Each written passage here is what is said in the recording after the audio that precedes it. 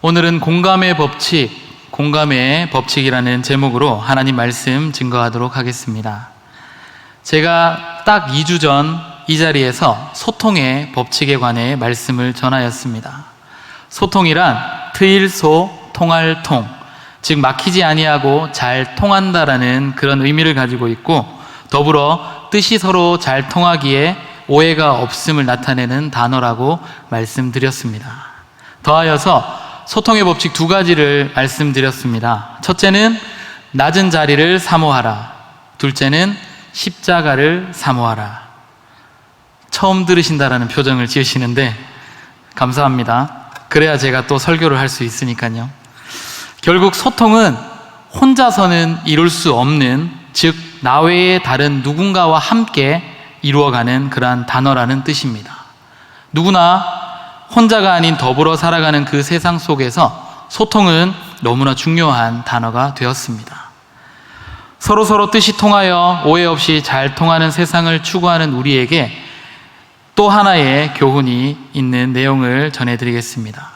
스튜어트 아베리가 쓴 책 느헤미야를 통해 본 참 지도자론에서 서로란 이 용어에 붙은 여러 가지 아름다운 생활을 강조하고 있습니다. 우리는 하나님의 백성으로서 서로 돕고 서로 지지해주며 함께 모든 일에 참여해야 한다고 전제하면서 그 중에 하나님의 말씀 가운데서 발췌한 몇 가지를 지적하고 있습니다. 첫째는 서로 위하여 기도하라. 그 다음 서로를 격려하라. 그 다음 서로 대화하라. 서로 봉사하라. 서로 친절을 베풀라. 서로 사랑하라.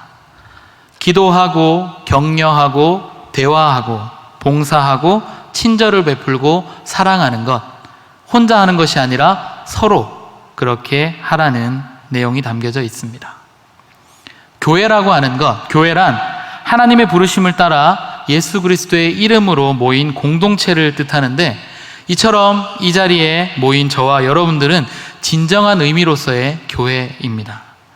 그러므로 우리는 서로 돕고 서로 지지해주며 함께 모든 일에 참여해서 하나님의 부르심에 합당한 공동체, 예수 그리스도의 이름에 걸맞는 그런 공동체를 이루어야 합니다. 그렇게 되기 위해서는 단순히 소통만 원활하게 이루어서는 부족하다라는 겁니다. 나아가서 소통의 단계를 넘어선 바로 공감의 단계까지 나아가야 그 공동체는 더욱 단단한 결속력으로 힘을 발휘할 수가 있습니다. 오늘 말씀을 통하여 본문에 등장하는 이들의 모습 속에서 공감의 법칙을 발견할 수 있기를 주님의 이름으로 간절히 축복합니다. 오늘 본문의 배경입니다. 다윗이 도망자 시절에 아둘람 굴에 있을 때의 일입니다. 도망자 신세이기에 모든 것이 불안하고 모든 것이 막막하고 공고한 시절의 상황이었습니다. 다윗은 전심으로 나라와 민족을 섬겼지만 사울의 미움을 받고 쫓기는 신세가 되고 말았습니다. 이스라엘의 영웅이 한순간에 도망자 신세가 되었다라는 겁니다. 다윗에게는 내일에 대한 기약도 없을 만큼 하루하루 참담하고 암담한 답답한 그러한 하루하루를 살아가고 있었습니다. 그런데 그것도 부족해서 다윗이 아둘람굴에 있다라는 소문을 듣고는 각처에서 400여 명의 사회 부적응자들이 몰려 들어왔습니다. 혼자 있는 것도 막막하고 두려운데 400여 명이나 되는 그들도 사회 부적응자, 그 400여 명과 함께 광야에서 산다라는 것 보통 힘든 일이 아니었습니다. 천하의 다윗이라고 해도 육체적으로 피곤할 수밖에 없었고 정신적으로나 영적으로 가장 밑바닥, 침체 상태에 빠져들 수밖에 없었습니다. 자기 혼자 모든 무거운 짐을 다 진 듯한 외로움도 있었을 것입니다. 어느 누구 한 명 나의 이 마음을 알아주지 못하고 어느 누구 한 명 나에게 힘이 되어주지 못하는 그러한 상황 속에서 다윗의 입에서 나왔던 한마디가 오늘 본문에 기록되어 있습니다. 15절 말씀에 보면 베들레헴 성문 곁 우물물을 누가 내게 마시게 할까 였습니다.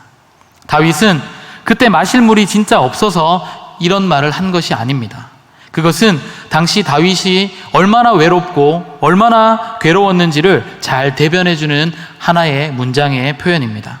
베들레헴 성문 곁 우물물을 누가 내게 마시게 할까? 이 한마디 안에 다윗의 여러 복합적인 감정이 다 포함되어 있다는 겁니다.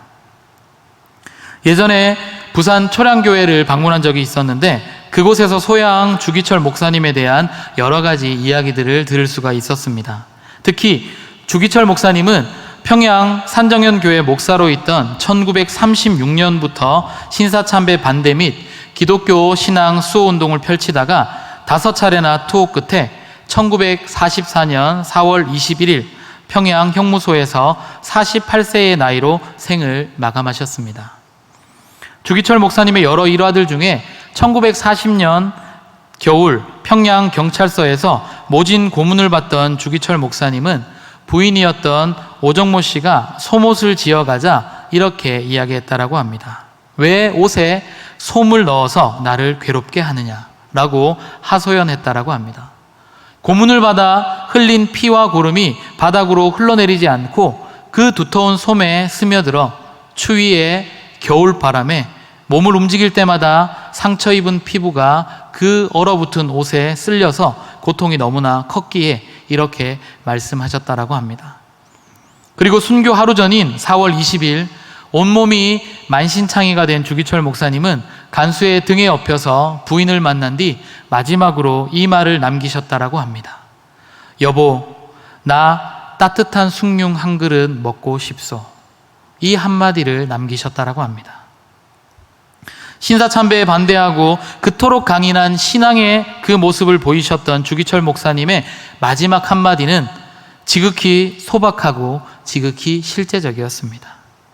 하지만 주기철 목사님의 삶이 이미 충분히 증명해 주었기에 그 한마디 역시 깊은 인간의 내면의 그 고통 속에서 나온 한마디였음을 알 수 있습니다. 마치 예수님께서 십자가에서 하신 가상실현 가운데 5번째 메시지, 바로 내가 목마르다 라는 그 말씀처럼 극심한 고통 가운데 몸부림치며 하셨던 한마디 말씀처럼 주기철 목사님의 마지막 한마디도 예수님을 참 많이 닮아 있었습니다. 오늘 본문 속에 등장하는 다윗 역시 당시 상황이 말해주듯 외로움과 괴로움 속에서 내뱉은 한마디였습니다.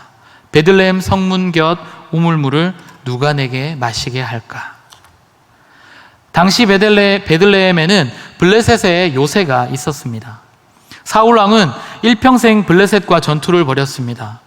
블레셋의 위세는 정말로 대단했습니다.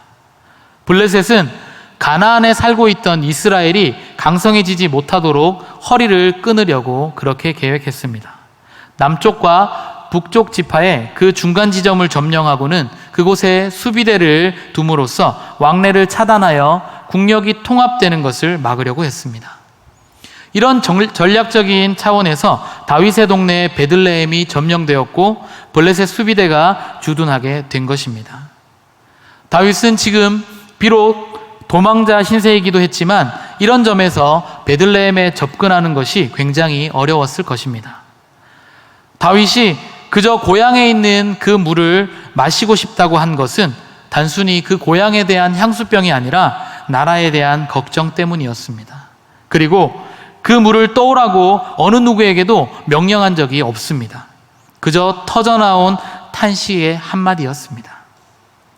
그런데 이 말에, 다윗의 이 탄식과도 같은 이 한 문장의 이 한마디의 말에 목숨을 건 사람들이 있었습니다. 3명의 용사들이 죽음을 무릅쓰고 그 블레셋 진영을 돌파하여 베들레헴에 들어가서 샘물을 직접 길어 온 것입니다. 이들이 무슨 의도로 시키지도 않은 이 위험한 작전을 이렇게 감행했겠습니까? 다윗이 그 세 용사에게 물을 떠다 달라고 명령한 적도 없습니다. 그들의 마음속에는 그저 자신들의 지도자인 그 다윗의 마음에 그저 용기를 주고 싶었던 그 마음이 간절했습니다. 그리고 외롭고 괴로워하는 그 다윗에게 당신 홀로 있는 것이 아니라 당신 곁에는 부족하고 힘없고 연약하지만 우리 같은 존재도 당신과 함께하고 있다는 것을 직접 보여주고 싶었기 때문입니다. 이렇게 새 용사들은 다윗에 대한 사랑과 충성을 드러내게 되었습니다. 새 용사가 가졌던 이 마음, 그저 외롭고 괴로워하는 그 지도자를 곁에서 묵묵히 바라보는 것이 아니라 그 한마디 한마디에 반응하며 그 한마디의 삶으로 행동하는 이 새 용사가 가졌던 이 마음이 바로 이 자리에서 예배하고 있는 저와 여러분들의 마음 속에도 있기를 주님의 이름으로 간절히 축복합니다. 예전에 군생활할 때 일입니다. 입대할 때부터 한 가지 간절한 소망이 있었는데 그것은 군종병으로 근무하는 것이었습니다. 훈련소 첫 주는 모두가 일요일에 종교 참석이 금지된 상황이었습니다. 특이하게 사람의 심보가 참 특이한 게 그렇게 자유롭게 교회에 다닐 수 있을 때에는 그렇게 가기 싫다가도 꼭 교회를 가지 못하게 금지하면 괜히 그때는 믿음이 충만해져서 간절히 교회를 가야 되겠다는 마음을 먹곤 합니다. 그렇게 입대 2주 만에 드디어 주일이 다가왔습니다. 진주 공군교육사령부 교회에 발걸음을 옮겨서 들어갔습니다. 그런데 하필 교회 표어가 양옆에 이렇게 붙어져 있는데 모이면 기도하고 흩어지면 전도하자. 이것이 교회 표어였습니다. 그런데 제가 입대할 당시 저희 아버지께서 목회하시던 교회 표어가 똑같은 표어였습니다. 모이면 기도하고 흩어지면 전도하자. 타 지역에서 그 힘든 군생활을 할 때 고향 까마귀만 봐도 그저 눈물이 글썽거리는데 교회에 모교에 교회 표어가 같은 그 문구 그 문장에 겨우겨우 참았던 눈물이 왈칵 쏟아졌습니다. 은혜 충만, 성령 충만이었습니다. 더욱 군종병이 되고픈 소원이 간절해졌습니다. 하지만 하나님은 저를 더 연단시키셔서 수송대대에서 상병이 되어서야 그제서야 교회 군종병으로 근무할 수 있도록 인도해 주셨습니다. 그럼에도 불구하고 그토록 바라던 그 기도 제목이 응답받았고 소원을 이루었기에 무엇을 해도 정말 행복했습니다. 교회 예배당을 청소할 때도 행복했고요. 예배 준비할 때도 행복했고 모든 시간이 너무나 행복했습니다. 하지만 언제나 좋은 일이 있으면 좋지 않은 일도 함께 일어나는 것처럼 그 행복도 잠시 선임병의 작은 오해로 인해서 관계가 급격히 어려워졌습니다. 그 이유는 여러 가지 이유들 중에 한 가지 이유는 당시 목회하시던 목사님께서 일반 대학생이던 선임병보다는 신학교에 다니던 신학생이던 저에게 설교라든지 아니면 여러 가지 업무들을 더 많이 맡기셨기 때문입니다. 결국 그 선임병의 괴롭힘은 극에 달해서 정말 사소한 것까지도 온갖 트집을 잡아 괴롭히기 시작했습니다. 그나마 숨 쉴 틈은 선임병이 휴가 갔을 때, 그때는 괴롭힐 사람도 없고 그야말로 어디나 하늘나라 천국을 맛보는 시간이었습니다. 그런데 고약하게도 휴가 갈 때까지 굳이 하지 않아도 될 여러 업무들을 산더미처럼 숙제로 주고 가곤 했습니다. 그럼에도 일단은 내 눈앞에 나를 괴롭히는 이가 없으니 마음이 편안하고 너무나 행복했습니다. 그렇게 천국과도 같은 시간을 맛보다가 선임병이 휴가 복귀 날이 다가왔습니다. 내준 숙제를 까맣게 잊고 있다가 선임병 복귀하는 전날 생각이 나서 밀린 업무들을 열심히 하느라 점심도 먹지 못한 채 홀로 교회 전반적인 일들을 하고 있을 때였습니다. 그때 교회 권사님께서 혼자 일하는 모습을 보셨는지 교회에 들어오셔서는 제게 이렇게 물으셨습니다. 점심은 먹고 일해요? 이렇게 물으셨습니다. 대답할 기운도 없어서 권사님 괜찮습니다. 이따 조금 일찍 저녁 먹으면 됩니다. 라고 대답했습니다. 이렇게 대답하면 내심 저는 빈말이라도 그래도 끼니라도 꼭 챙겨 먹고 일하세요 라고 이렇게 위로와 격려의 말을 해줄 줄 알았는데 그래요? 그럼 수고해요. 이렇게 한마디만 남기시고는 그냥 호련히 가버리셨습니다. 안 그래도 혼자 밥도 못 먹고 일하느라고 굉장히 지쳐 있었는데 그저 하나도 도와주시지 않고 뒤돌아가시는 권사님의 그 모습에 더욱 힘이 빠져 있었습니다. 그렇게 1시간여가 흘렀습니다. 누군가 교회로 들어오는 인기척이 들려서 나가보니 아까 그 권사님이셨습니다. 그런데 권사님 손에는 큰 쟁반이 들려 있었는데 말 그대로 수라상에 버금가는 최고의 밥상이 그 쟁반에 담겨져 있었습니다. 여러 종류의 고기에 생선에 밥과 국에 수많은 반찬들까지 제가 지금껏 받아본 여러 밥상들 중에서 가장 감동적인 밥상이었습니다. 권사님은 밥상을 건네주시면서 제게 이렇게 말씀하셨습니다. 혼자 이 많은 일을 하는데 많이 힘들죠. 차린 건 없지만 이거 먹고 힘내요 라고 한마디를 건네주셨습니다. 제 마음속에 이런 마음이 들었습니다. 도대체 권사님 집은 얼마나 잘 차려 드시길래 이렇게 많은 반찬을 차려주셨는데도 차린 것 없다고. 아무튼 그 밥상을 받고는 한참을 울었습니다. 가장 지치고 힘들 때 권사님이 전해준 그 밥상 하나, 제게는 너무나 큰 힘이 되었고 그렇게 감사하게도 군생활을 마칠 수 있게 되었습니다. 다윗이 고향에 있는 그 물을 마시고 싶다고 한 그 한 문장, 그저 터져나온 탄식에 목숨을 건 3명의 그 용사들이 죽음을 무릅쓰고 블레셋 진영을 돌파하여서 베들레헴에 들어가서 샘물을 길어온 것, 그 세 용사의 행동에 대해서 다윗은 이렇게 반응합니다. 오늘 본문 17절 말씀입니다. 여호와여, 내가 나를 위하여 결단코 이런 일을 하지 아니하리이다. 이는 목숨을 걸고 갔던 사람들의 피가 아니니까 하고 마시기를 즐겨하지 아니하니라. 세 용사가 이런 일을 행하였더라. 아멘. 전술상으로 볼 때 이는 정말 무모한 일이었습니다. 물 때문에 적진을 돌파하다가 죽을 수도 있는 그런 일이었기 때문입니다. 다윗은 자신의 그런 한탄에 섞인 그런 실언을 굉장히 후회했습니다. 다시는 그런 경솔한 언사를 하지 않을 것을 다짐했습니다. 이처럼 다윗은 다른 사람들을 통해서 자신을 돌아볼 수 있는 자기 인지 능력도 갖추고 있었다라는 겁니다. 단적인 예로 나단이 부자와 가난한 자의 이야기를 들려주었을 때 자신의 죄악이 얼마나 큰 것인지를 깨닫고는 눈물로 회개하기도 했습니다. 다윗은 이와 같이 다른 사람들을 통하여서 자신의 부족함을 발견하고 희정 보완했던 인물입니다. 다윗은 상관의 지시도 없이 행동했던 이 사람들을 어떻게 대했을까요? 굳이 표현으로는 그렇게 하지 않았지만 다윗의 마음속에는 큰 감동을 받았습니다. 부하들의 어떻게 보면 비상식적인 행동 이면에는 자신을 향한 진정한 사랑과 진정한 충성이 느껴졌기 때문입니다. 다윗은 부하들의 그 목숨을 무릅쓴 그 행동에 다윗은 비로소 공감하였습니다. 이들의 행동은 다윗의 그 힘들고 외롭고 괴로웠던 마음을 충분히 어루만져 주었습니다. 다윗은 이들을 보고 약해질 수 없었음을 깨닫고 다시 힘을 낼 수 있었습니다. 다윗의 행동이 어떻게 이어집니까? 다윗은 그 3명의 용사들이 떠온 물을 마시지 않았습니다. 왜냐하면 그 물은 피로 여겼기 때문입니다. 단순한 물이 아니었다라는 것이죠. 왜냐하면 세 용사가 자신의 생명을 걸고 떠온 물이었기 때문입니다. 그래서 다윗은 그 물을 마시지 않고 여호와 하나님 앞에 신성한 예물로서 이 피 같은 물을 관제로 부어 드렸습니다.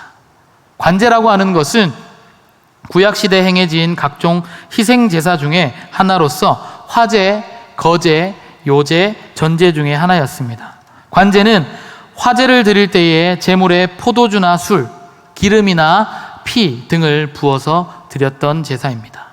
이처럼 생명을 상징하는 피를 여호와께 올려드렸듯 그 물도 그와 같이 여호와 하나님 앞에 부어드렸다라는 겁니다. 여기에는 상대방의 입장에서 서로를 생각하는 마음이 들어 있었습니다. 그저 내가 한탄에 섞인 그 한마디로 물을 마실 수도 있었지만 그 물을 마시지 않고 여호와 하나님 앞에 올려드린 것, 이로써 세 용사의 용감한 행위를 인정하고 그들의 마음을 치하한 것이라는 거죠.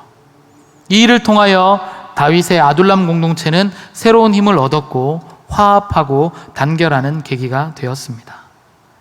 지치고 상한 심령을 인지하고 다윗의 한마디 탄식에도 목숨을 걸고 물을 떠온 세 용사들, 다윗의 마음에 공감하였다라는 것이죠. 더불어서 다윗 역시 세 용사의 그 헌신과 희생에 전적으로 공감하여 여호와께 그들의 결과물을 부어드렸던 그 내용을 오늘 본문은 우리들에게 교훈하고 있습니다.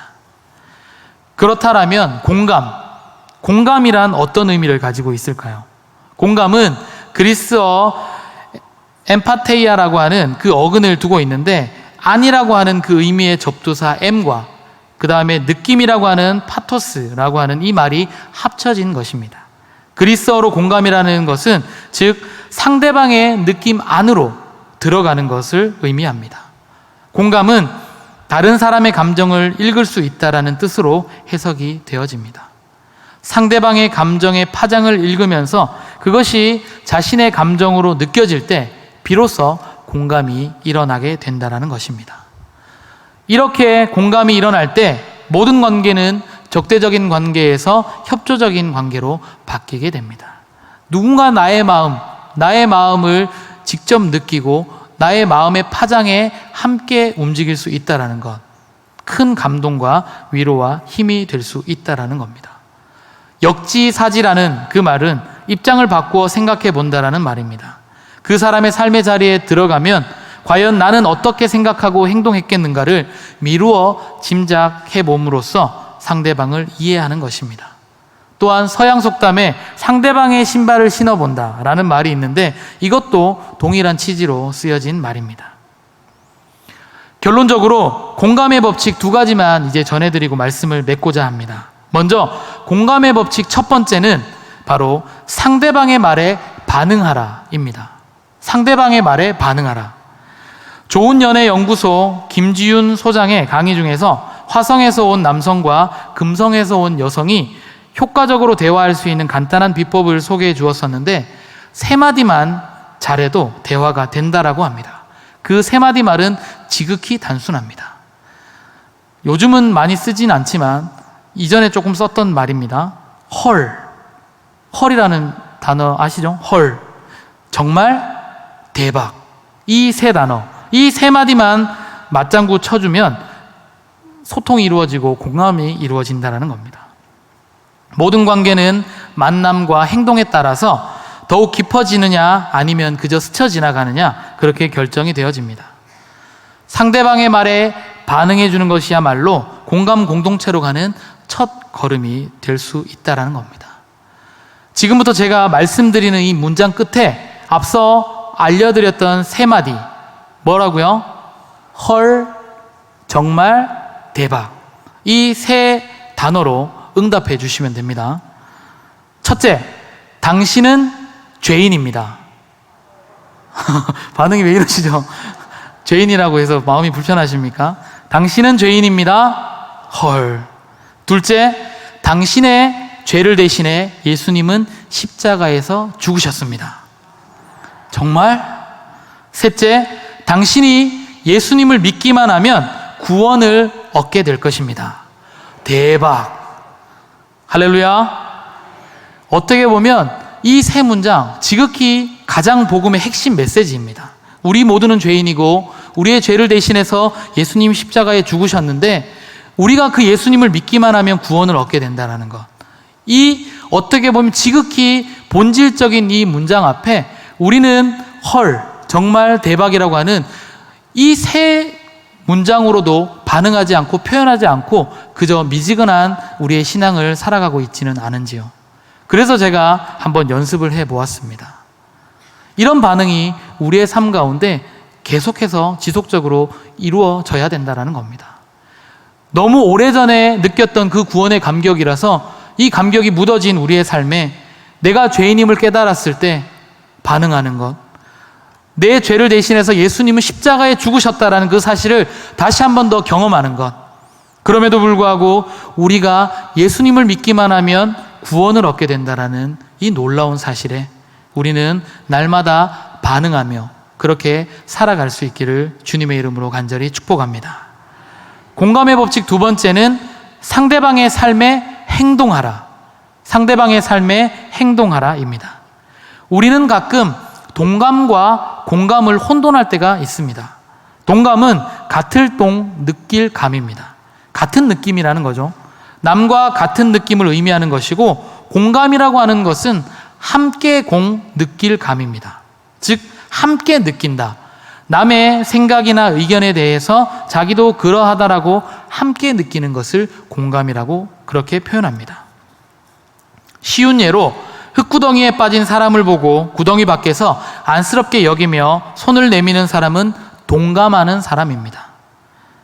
그런데 흙구덩이에 빠진 사람을 보고 주저함 없이 그 흙구덩이 속으로 과감하게 뛰어들어서 함께 그 흙구덩이를 빠져나오는 사람은 공감하는 사람이라는 것이죠. 누구나 동감에 같은 느낌을 가지는 단계까지는 조금의 용기만 내면 충분히 할 수 있습니다.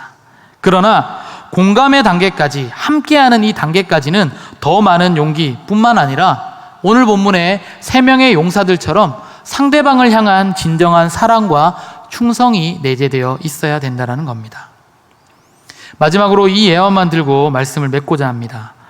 올해 첫째 날의 일입니다. 2019년 1월 1일 송구 영신 예배를 드릴 때의 일인데, 예배 마지막 순서에 올해 나에게 주시는 말씀 카드를 뽑는 시간이 있었습니다. 평소처럼 넉넉한 양을 주문했음에도 불구하고 그때는 말씀 카드가 거의 다 떨어질 만큼 말씀 카드를 많이 가져가셨습니다. 오지 않은 자녀들, 옆에 있는 이웃들 막 가져가시다 보니까 말씀 카드가 거의 다 떨어질 만큼 말씀 카드를 가져가셨습니다. 담임 목사님께서 얼마 남지 않은 말씀 카드를 가지고 교역자들에게 뽑도록 그렇게 하셨는데, 제가 마지막 남은 카드를 받게 되었습니다. 그런데 제가 마지막 카드를 뽑다 보니 정작 담임 목사님 말씀 카드가 없어서 당시 제 말씀 카드를 가지고 강단에 올라가셔서 제 카드를 읽으셨습니다. 그 말씀은 여호수아 1장 9절의 말씀입니다. 내가 내게 명령한 것이 아니냐? 강하고 담대하라. 두려워하지 말며 놀라지 말라. 내가 어디로 가든지 내 하나님 여호와가 너와 함께 하느니라 하시니라. 아멘. 함께 하시겠다라는 하나님의 말씀에 더욱 힘이 났습니다. 그런데 송구 영신 예배가 다 끝이 나고 담임 목사님께서 저에게 어떤 성도님이 오셔서 여호수아 1장 9절 말씀이 너무 좋다고 본인이 뽑은 말씀 카드랑 바꿔 가셨다라고 저에게 말씀해 주셨습니다. 굉장히 난감해 하셨는데, 그래서 저는 올해 제가 뽑은 말씀이 아니라 바꿔치기 당한 그 말씀 카드를 제가 받고 지금도 가지고 있습니다. 그 말씀은 로마서 12장 15절 말씀입니다. 즐거워하는 자들과 함께 즐거워하고 우는 자들과 함께 울라. 아멘. 오히려 저는 이 말씀이 얼마나 큰 감동이 되었는지 모릅니다. 사실 하나님께서 나와 함께 하시겠다라는 이 약속은 언제나 변함없이 지켜오고 계시며 앞으로도 지켜가실 것이기에 그 말씀보다는 새로 부교역자로 부임한 저에게 하나님께서는 성도들의 삶 가운데 즐거워하는 자들과 함께 즐거워하고 우는 자들과 함께 울라고 저에게 친히 바꿔가시면서 저에게 말씀해 주셨습니다. 로마서 12장 15절 말씀처럼 즐거울 때나 슬플 때 언제나 함께 할 수 있는 것, 함께 한다라는 것, 이것이 진정한 공감이 아니겠습니까?